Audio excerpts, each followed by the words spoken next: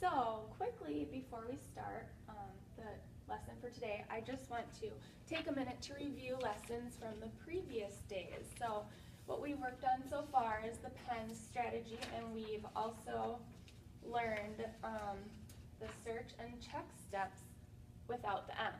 So I'm going to point to you, and you can tell me what each letter stands for, okay? So Andrea, P. Pick a formula. E. Explore words to fit the formula. N. Note the words. S. Search and check. Good job, okay.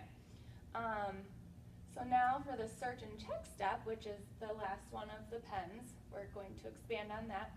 The A. Ask, is there a verb? Good. R. Root out the subject.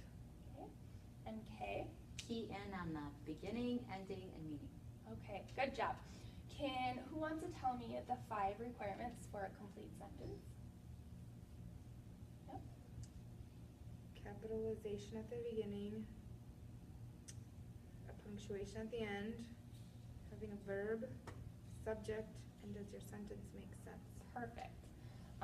What is the definition of a verb? Remember talking about this the past few days? What is a verb? Well, an action verb is something where you're doing something or thinking something, a state of being. Okay. Yep, so it describes the action, right? And you just went over the action verb, and then the linking verbs are, what are examples of linking verbs? Was, Is. am. Okay, good, perfect. What is a subject? What is the subject of a sentence? What the sentence is about, or who the sentence is about. Okay, It's the who or what that's doing something. perfect, exactly. Can anyone think of examples of a subject? Cassie. Cassie, okay, anything else? Book. Book, yep, that's what it's about, okay? So yesterday we talked about finding linking verbs and subjects in a sentence. You wrote some sentences containing linking verbs, and you also checked those sentences. So far, the sentences that you've been checking and writing have been simple sentences with very few words. However, sentences can contain lots of words. So sometimes we might make mistakes. Sometimes we could mistake these words for the main verb of the sentence. So today, we're going to learn how to mark out these words so that we can find the main verb in the sentence, or the real verb in the sentence. So you need to be able to find the real verb so that we know whether or not it's a complete sentence. So if you can't find the real verb in the sentence, what do we need to do? Can't find the verb. Yeah.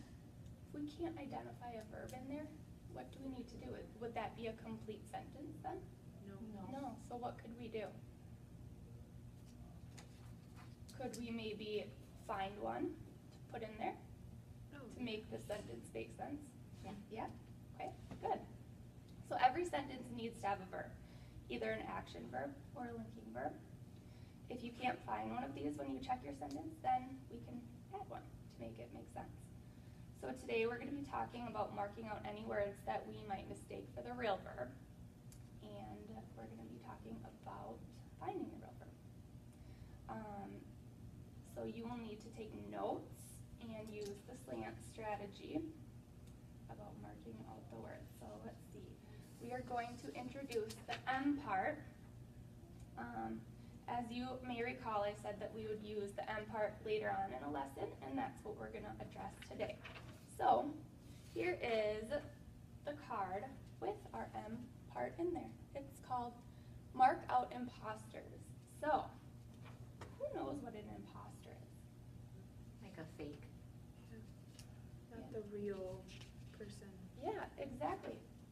People who are imposters pretend to be someone else. So, for example, you may have seen someone dress up like Elvis, and that person is called an imposter. If we're not careful, we mistake that person for the real Elvis. We're going to use that word, imposter, for words that we might mistake for the real verb or for the real subject of the sentence. We we are going to mark out the imposters so we don't make a mistake when we search for the verb. So here are your notes. Why do you think finding the real verb and the real subject of a sentence is so important? We don't think there's a subject or a real verb. If we don't find the real one, we might find a fake one or an imposter and think it's the real one. And if it's a fake one or an imposter, if there's not a real verb in there, if there's not a verb or a subject in there, is it a complete sentence? No. No. Okay. So we are going to be talking about infinitives today. So as I've said, there are lots of words in sentences, and some of those words might confuse us or make us choose the wrong word as the verb of the sentence. For example, sometimes there are action words in a sentence that do not serve as the main verb. So I'm going to write a sentence up here on the board, and I want to see if you can help me out. Let's see.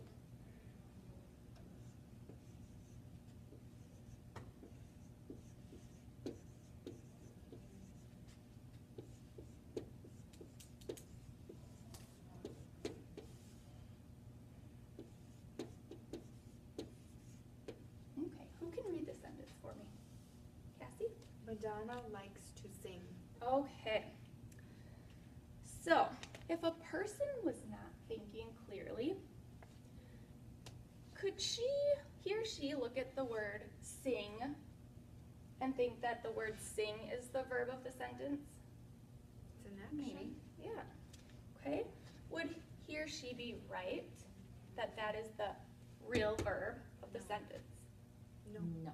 No. Okay. Likes is an action verb. It's an action that a person can do with their mind. To help us from identifying the word sing as the main verb of the sentence, we need to be able to identify infinitives. Okay? So we need to mark them out because they are imposters that might confuse us with the main verb.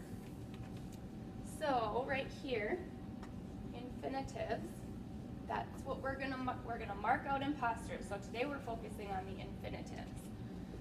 Okay. So the infinitive in that sentence, what do you think it is? Sing. To sing. Yep. An infinitive is usually made up of two words. The word to and a verb. So it is the purest form of the verb before we change it any way to go with a subject. So I'm going to write, and I want you to flip over your sheet and write the definition of an infinitive. Yeah, just so.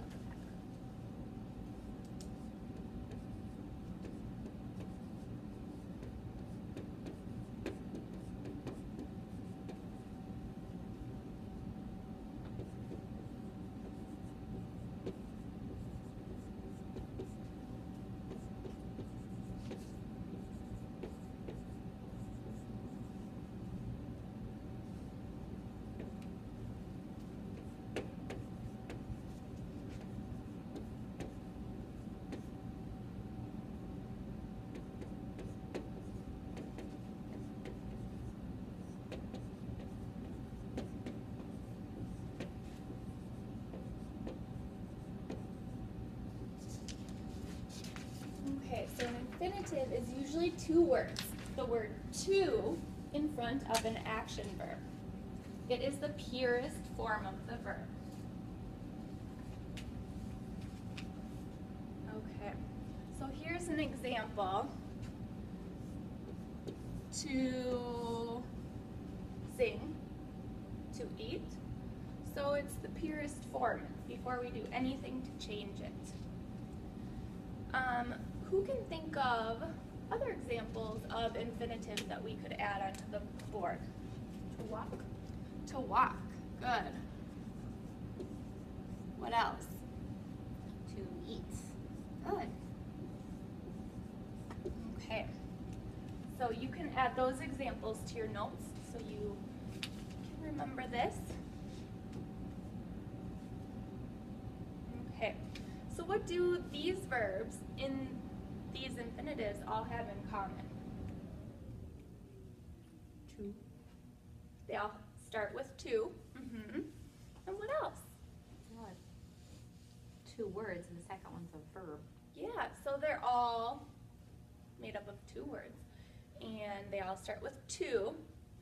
And they're all action words that follow, right? Okay. I want to caution you to be very careful because look at the word two that I'm using before. Is it this two? No. What two is that? The number. The number 2. Is it this 2? No. No. No, what 2 is that? Also. Yeah. Also, yeah. So it always has to be TO. If it's any other 2, then it's not going to be an infinitive. Okay. So now that you know a little bit about infinitives, let's see how the M part of the search and check works along with the other 3 parts that you already know. Let's just say that I use the pen steps to write this sentence. So first, for the P step, I pick the formula. So I'm going to pick subject, verb. And then for the E step, I explored words and I decide that I want to write a sentence about my friend Emily. Emily, who has a horse and she loves riding. Next, I did the N step and noted the words. So I am going to write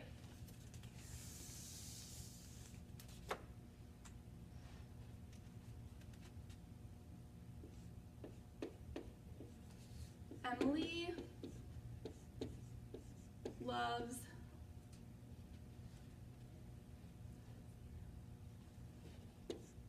to ride horses. Okay, so now I'm ready for the S step, or search and check. What do I need to do first? So now we're following this just like we have been. What is our first step? Look for the verb. Oh, no. Yep, we're introducing something new today, okay? So mark out imposters. What is the imposter what is that word that we just learned today? Two. And what is our imposter? What are examples of imposters? The one that we just learned today. Infinitive. So we have to mark out our imposter or our infinitive. What would that be? In Emily loves to ride horses. To To ride. ride. To ride. Perfect. Okay, so I'm going to go ahead, cross that out, and write I above. What is our next step in the search and check? Ask, is there a verb? Is there a verb? Yes. Yes. And what do you think it is? Loves. Loves. Good. Okay. So I'm going to write a V above that because it's an action that you can do with your mind, right? Okay. And then our third step is to do what? Move out the subject. Perfect. And what is our subject in this? Emily. Emily. Okay, so we'll write an S above that. And our final step is to Key in on the beginning, ending, meaning. good. And let's take a look. Our beginning, is everything okay here? Yes. And why do we say it's okay here? Because the E in Emily is capitalized. Yep, starts with a capital. The ending, is everything okay over here? No. Ooh, what do we need? Punctuation. Punctuation. Okay, so I'll add in a period. And then let's reread our sentence to make sure that it makes sense. The meaning is correct. Emily loves to ride horses. Makes sense. Makes sense? Yep. Okay, good. So, let's do another one. Let's see. Okay. We are going to work on 6A together to make sure that we all understand it. And then once we do 6A and I feel like everyone understands what we're working on, then you will get to move on to 6B on your own, which today we won't actually do for purpose of the lesson here, but normally we would do that. Okay, so the instructions